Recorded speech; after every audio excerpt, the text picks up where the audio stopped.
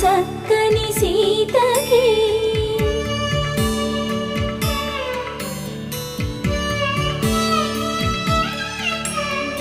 ఎర్ర జాబిలి చేయి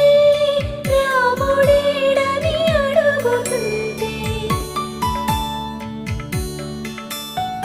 చూడలేదని పెదవి చెప్పే చెప్పలేమని కనులు చెప్పే నల్ల పూసై